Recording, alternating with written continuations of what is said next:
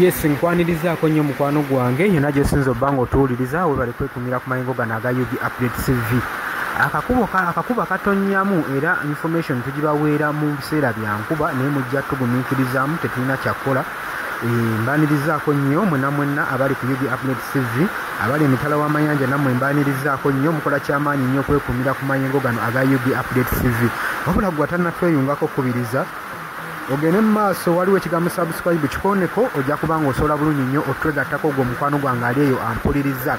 Nga bwe nkugambye eno mu Uganda akakuba akatonya era olaba nga information amawulire ag'enkyukakyuka tugabaweera mu biseera bya nkuba, wabula tujja basaba mutugumiikirizeemu olw'ensonga nti n'ebiseera ebisinga twesanga nga we tuli tetusobola kuba nga turesistinga nkuba ate nga tulina obbaweereza, naye tubebaza nnyo ababeerako ne mutugumiikiriza. Bwe bukeeredde General Muhoozi Kainerugaba Chief of Defence Force avuddeyo n'ayogera ebigambo by'entiisa eri opposition leader Robert Kyagulanyi Ssentamu anyikiddwa nga Bobi Wine, president wa National Unity Platform, era nga mutaddeko ebigambo ebikanga n'ebitiisa gwe mukwano gwange ali eyampuliriza. Kino nno kyenyamizza ensi era nekiteeka ensi ku bunkenke n'okusaako n'okugyeraliikiriza. General Muhoozi Kainerugaba wavuddeyo n'agamba nti nno nze sisobola kontesitinga wamu ne Bobi Wine, tasobola kuyimirira mu kalulu ne bakontesitinga akalulu wamu ne Robert Kyagulanyi Ssentamu. Wazira ajja mukuba bukubi masasi afe, tasobola kuvuganya naye mu kalulu. Waatyo Chief of Defence Force General Muhoozi Kainerugaba waatyo wavuddeyo ne yeewuunyisisa ensi, era bino birabiddwa nga ebigambo ebikyoboola demokrasiya wano mu Uganda, saako n'okuteekako sileeti entiisa ku ba opposition leaders. Newankubadde abawagizi ba Robert Kyagulanyi Ssentamu bavuddeyo ne bagamba nti nno beetaaga Muhoozi asasulire ebigambo ebyo byayogera ebitongole ebivunaanyizibwa ku humanitarian byandibadde bivaayo ne bisobola okulaba nga bikangavula General Muhoozi Kainerugaba n'asasulira ezo entiisa gyagenda mu maaso n'okukola. Bagamba si gwe mulundi ogusoose okuba nga avaayo, naluli yavaayo n'asuubiza nga wagenda okuggyako Robert Kyagulanyi Ssentamu omutwe, era ebitongole ebivunaanyizibwa ku nsonga zino tebyavaayo kwogera ku nsonga eno. So ne paliamenti etudde esirise tevangayo kulaba nga esobola okusolovinga ensonga y'okutiisatiisa eggwanga gwe mukwano gwange. Jjukira ebigambo bingi byazaayogera, saako n'emu ebitattana Democratic Relation n'eggwanga erya Uganda, saako n'amawanga gali ag'ebunaayira. Wabula we bukeeredde ng'abawagizi badimandinga nga bagamba beetaaga General Muhoozi Kainerugaba Chief of Defence Force asobole okuba nga asasulira ezo entiisa zagenda mu maaso n'okuba nga akola ku bannayuganda, naddala mu bino ebiseera bitutuuse ebya generation 2026 nga binaatera okuba nga bituuka gwe mukwano gwange ali eyampuliriza. Kaakati jjukira nti nno Robert Kyagulanyi Ssentamu amanyikiddwa nnyo nga criticism agenda mu maaso n'okuba nga akkaatiriza ensonga ze ku ebyo ebigenda mu maaso ne mu gavumenti ya Mwami Kaguta Museveni, era ye akyogera lunwe tagenda kubanga afunamu wadde okutya newankubadde ebigambo bingi bigenda kubanga byogerwa, agenda sigala nga alwanira eggwanga gwe mukwano gwange ali eyo ampuliriza. Olowooza ki ku nsonga eno? Nkwanirizaako mu comment section. Gwagala otweyungako, kirira wansi waliwo ekigambo subscribe kikoneko obeere nga otweyungako.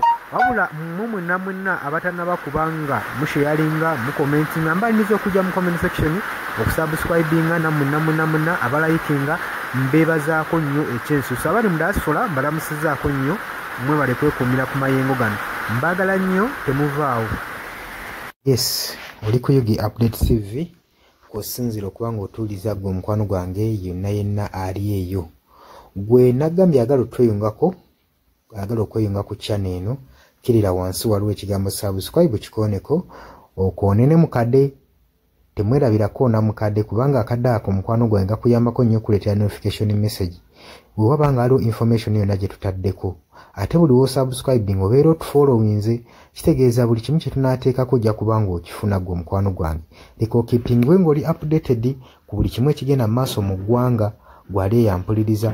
Abali mu Qatar, Oman, Dubai, Saudi Arabia, abali e Dubai, abali mu US, abali mu UK, abali e Canada, abali mu South Africa, nammwe abali mu Ndwane Kenya, nalekaani menyani, nammwe abali mu Asia matumiddeko nnyo, mwe bali kwekuumira ku UG Update TV, mwe mbeezezzaawo amayengo gano aga UG Update TV.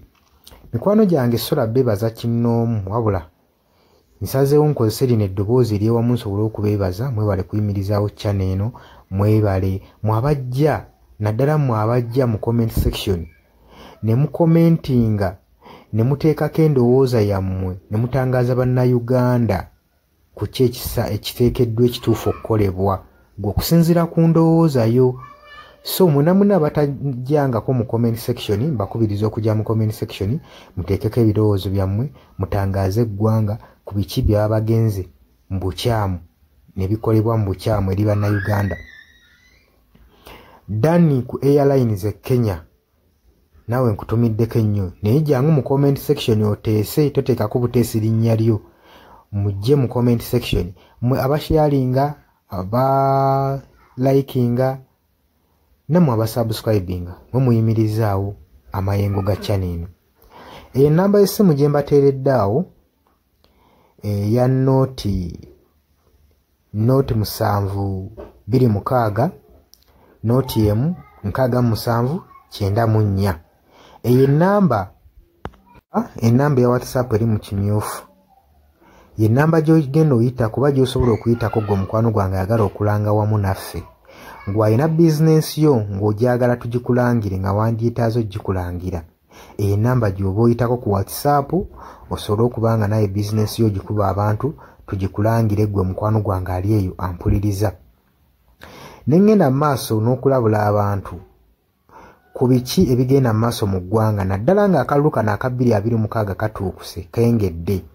Kati buli muntu alina kubeera vigilant, olina kubeera bulindaala oleme kutunda mwoyo gwo mukwano gwange. Waliwo abatunda emyoyo gyabwe olw'M1,1500 sukaali. Gwe beera ng'omanyi akaseera we kanaatuuka akakuba ballot paper, beera nga manyi omuntu ng'omanyi omuntu ogw'ogenda okuwa gw'ogenda ottiikinga gwe gw'olaba asobola okukulaakulanya ekitundu kyo constituency yo gw'olaba agenda otwala eggwanga mu maaso. Bannange tusibwa nnyo akatambaala mu mutwe mu biseera nga bino. Newankubadde obwavu babubalumizza mutya totunda mwoyo gwo ku lw'akantu katono wabula saasira ku ggwanga lyo osaasire ne ku zadde lyo osaasire ne ku future weenaabeera. Lowooza ku by'emu maaso. Weewaawo abamu muyinza okulowooza ng'ebibatabakwatako nga tebikwatako naye ensobi yonna yonna ekolebwa eiza relative sengaawo maamawo kojjaawo biyinza otutuuka ng'ekyo ekizibu gwe kyetooloddeko ate olaba ebikwatirako biyinza otutuuka essa ne byetooloola ne bifundikira nga bikkutteko gwe mukwano gwange ali eyo. So kyenva nkubiriza baganda bange mwenna bali ku Yugi Updates TV ogenda maaso n'okusharinga information eno. Baganda baffe beebeereremu ate era baleme kutunda mwoyo gwa ggwanga babeere nga batambulira ku mazima nga bayimirira ku mazima nga bayimirirawo ku lw'eggwanga lyaffe erijja mu maaso ku lwa future y'abantu baffe n'eggwanga lyaffe mu maaso kubanga buli muntu ekigenda mu maaso kati akiraba. Bw'atalaba kigenda mu maaso nkakasa obeera muzibe ate era ne muzibe naye alina byawulira ebimukyemula omutima kati n'amanya nti no mu ggwanga mulimu kino. So nkubiriza buli omu obeere lalabayi wa munno osobole okuba nga oli kalabaalaba w'oyo ku biki ebigenda mu maaso. Obakubirize n'omubakubiriza waliwo abali mu byalo nga tebamanyi kigenda mu maaso. Mubaagaliza osubscribinga ku mikutu gino bategeere ebigenda mu maaso mu ggwanga lyaffe wakati smartphone zajja gwe mukwano gwange ali eyo. Wabula mbaagaliza olunaku olulungi mubale kwekumira ku Yugi Updates TV mwabatana subscribinga mugere maaso n'okusubscribinga mbaagala nnyo era mweraba.